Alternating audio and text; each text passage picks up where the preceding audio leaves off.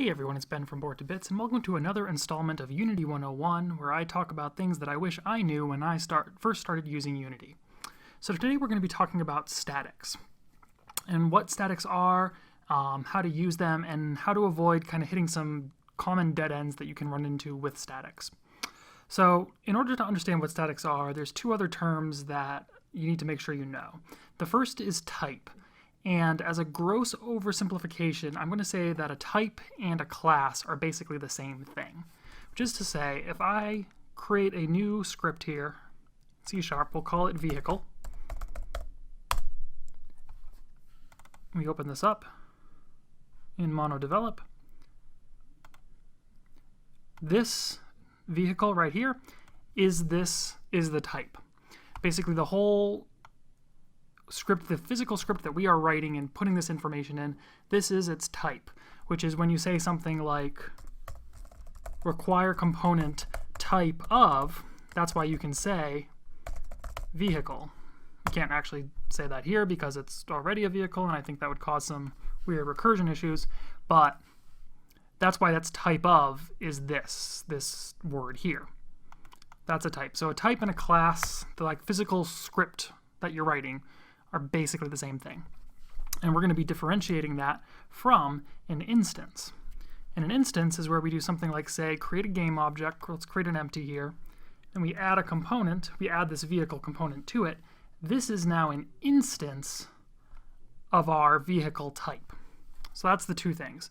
There's the kind of the mothership, the blueprint, the factory, whatever you want to call it. And that's the type. And then there's the instance over here. So what does this all have to do with statics? Well, when you add static in front of a variable or a function, it belongs to the type instead of the instance. So whereas normally when you create this instance here, you might have some stats. You might have hit points or, strength, intelligence, or speed in this case, or, turning radius, things like that belong to the vehicle. You could set certain things that belong to the blueprint instead, and will therefore be the same across all vehicles, no matter whether it's this one or we could create one, midway through the game. The statics will be the same for both of them. So there's some definite pros to this. The first thing is that you can keep track of information in common across many objects. The other benefit of this is that it's very easily accessible, because no matter where you are in the game, you can always type vehicle dot and get a static. You can get a static variable or a static function by just typing in the type's name. However, there's also kind of a con here, because statics are sort of everywhere and in all places at all times. They don't really understand the idea of something of their specific instance. So even though you might think, oh, I have this vehicle here, I should be able to use the static function that's attached to it. That static function isn't really attached to it. It's attached to the type. So you can't expect it to know anything about this specific vehicle unless you pass that information into it, which is kind of a lot to wrap your head around. So let's get into it a little bit deeper and then get into some examples of it. So the first thing, like I was talking about, are static variables. And let's jump in and take a look at what that might look like. So we have this vehicle class. We'll get rid of everything in it right now. And like I say, we might have some variables in here. We might have, say, a string that we call serial number. Maybe we have a int that is max occupants. Maybe we have an int called number of doors, num doors. So these are all things that could be different. In fact, like we know serial number should be different from vehicle to vehicle. We shouldn't have two vehicles driving around with the same serial number. Max occupants will probably be roughly similar. There'll probably be a lot of 2-seaters, a lot of 4-seaters, maybe some 6-seaters, or there's buses that have 12, 20 seats, whatever. Likewise, number of doors. There might be 2 doors, might be 4 doors, maybe 5 if it's a hatchback, but that can change from vehicle to vehicle. Meanwhile, what if we wanted something that's common among all vehicles? Maybe there's a number of vehicles built, which isn't going to change based on the vehicle. There's always, if we build 5 cars, whether you're in the first car or the 5th car, there's always 5 cars that are built. So if we want to keep track of that, a static is one way of doing that. We could say something like static int vehicles built. And we would just need to make sure every time that we build a car, we add 1 to that number. There are obviously other ways of keeping track of a number like that using things like a manager class, or you could even just use the hierarchy and keep all your vehicles under a certain game object. But this is another way you can do it, and it's nice and succinct because it's right in that same type with the other information that's important to vehicles. So that's one thing you can do with statics, is you can make a variable static, and like I say, that will make it common among all vehicles now. We'll have that in there. Another thing you can do is make an entirely static class. Let's say we've got some information that is useful for vehicles, but we don't want to put it in this vehicle because this vehicle is also going to be busy with stuff. It's going to have, some functions too. It's probably going to have like a void. Maybe there's a build class that's where we do that vehicles built ++ right in there. There's probably going to be a accelerate,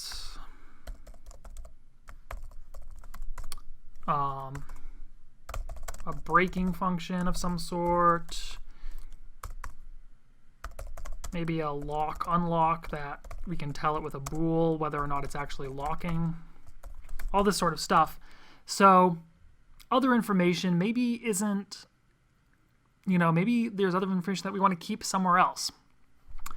Like kind of like this vehicle's built, like things like that, but that aren't pertinent to the vehicle itself right here. And we don't want to clutter up this with too much stuff. You want to keep your scripts fairly clean if you can. That's where a static class can come in handy. What we can do here is create a new class. Create C#. Let's call this vehicle utilities. Hope I spelled that right. Find out when we open it up in Monodevelop. Yeah, it looks right. Cool. Now we have to take off Monobehaviour because you cannot have a static Monobehaviour. Those two kind of butt heads because Monobehaviors attach to objects, which kind of inherently makes them an instance. Like it's always going to be an instance once it's attached to something. Whereas statics, like I say, are just the sort of omnipresent, I guess. Yeah, omnipresent thing that's always there and always accessible. This number is always accessible, and you could have a class called DMV, and it could get vehicle.vehicles built. It's always accessible. In the same way, static classes are always accessible, and the rule with a static class is anything in that class has to be static too. It's kind of a contract you're writing. You're saying, I'm making this class static, which means everything in here is going to be static too. In fact, if we look right now, we've got this void update void start in here. I think Unity's going to throw us a prop. Yes. Vehicle utilities.start cannot declare instance members in a static class, which is basically saying, hey, you can't put this into an instance like we're giving our vehicle build and accelerate. We can't give an instance of vehicle utilities start because there's never going to be an instance of it. It's a static class. So let's delete these. Maybe we have another. What we can do though is put in like a static variable like we did before. Maybe there's a static int called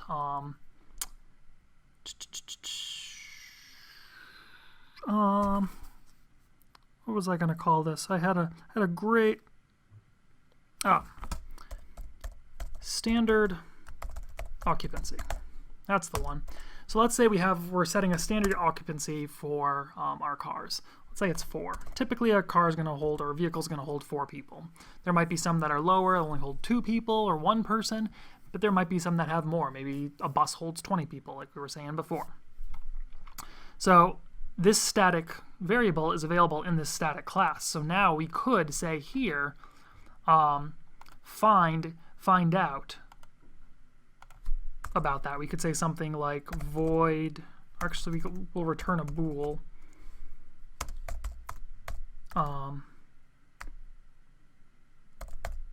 High occupancy. High occupancy. which will return whether or not our max occupants is greater than what did I just call that? Standard occupancy. But we do, here's the other tricky thing. Vehicles built, we can just, because we're writing this within the same class, we can just say vehicles built here. We don't have to say vehicle.vehicles built. You can, but you don't have to. However, once you're trying to get anything outside of your class, you do always have to call this type first. So in order to get to standard occupancy, I have to say vehicle utilities dot, I also have to make this public. The rules of public and private still apply. Dot standard occupancy.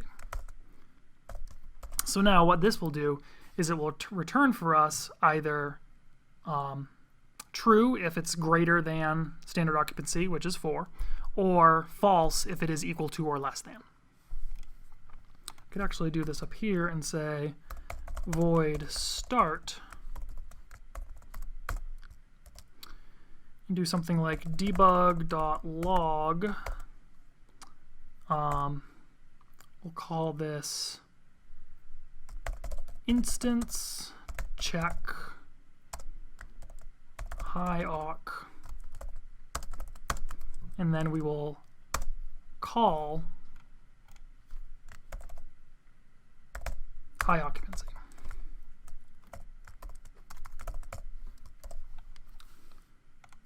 So now we've got this vehicle. It's currently, I think its occupants is just going to be 0, but here, we'll make this public so we can actually edit it. Save that. Just don't need to save that. Like we'll start with 4, hit play. We see in our console, instance check high occupancy false because 4 is equal to the standard occupancy. However, if we change that to 5 now and do it,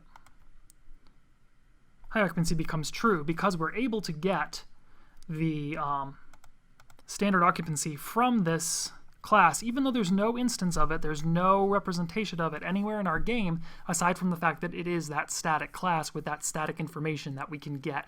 We can access that from anywhere. So that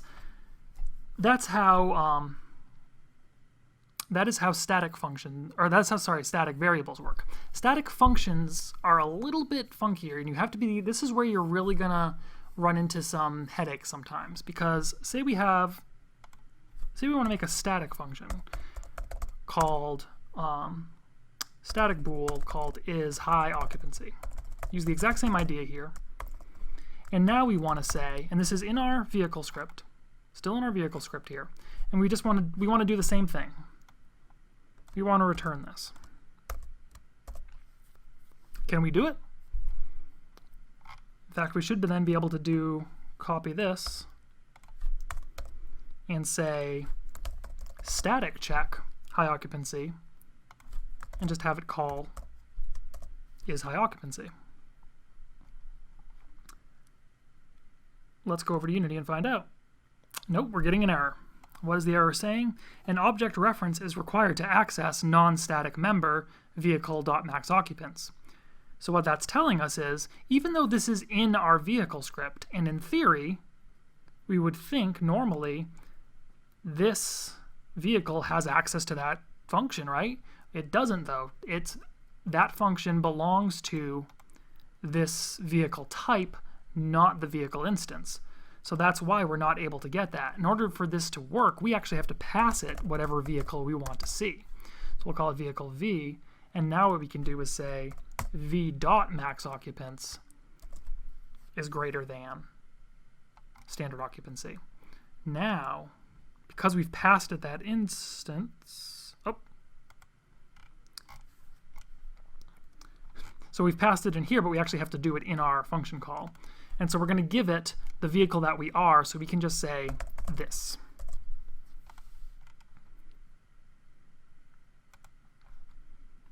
Hit play. And now we see this works. The instance check is able to check it as well as the static check. Now you might think, hey, you just put this up here. Why couldn't we just say this.maxOccupants? But again, remember, there is no this because this is just inside of the type. It's not in that vehicle. So this doesn't mean anything. This is like going to an empty factory and saying, hey, what's the price of that car? And they're going, we have no car in here right now. What are you talking about? That's why we have to say V here.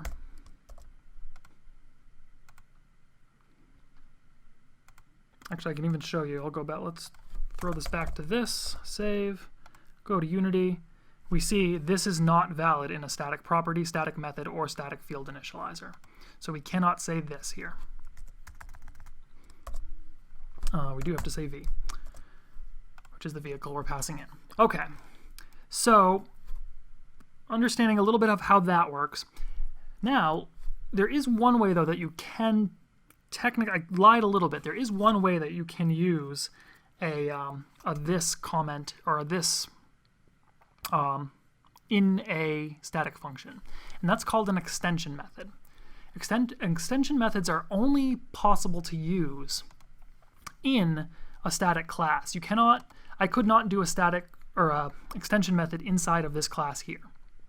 Won't let me do it. But what I can do is this.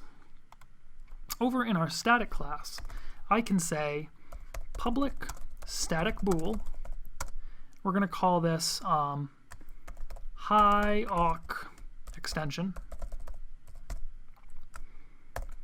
And again, we'll start off by just saying vehicle V, and we're actually just going to copy this from the other one.